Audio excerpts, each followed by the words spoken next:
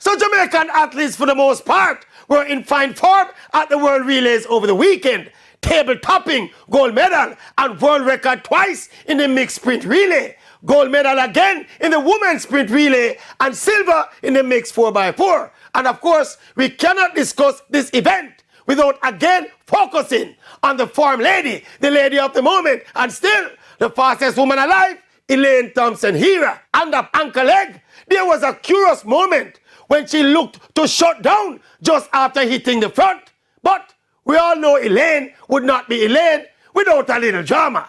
But apparently, all is well that ends well, as her glorious return to form continues, with, of course, across the other performances, the Clayton twins and young Lavanya Williams representing the next generation, looking almost as impressive as Elaine.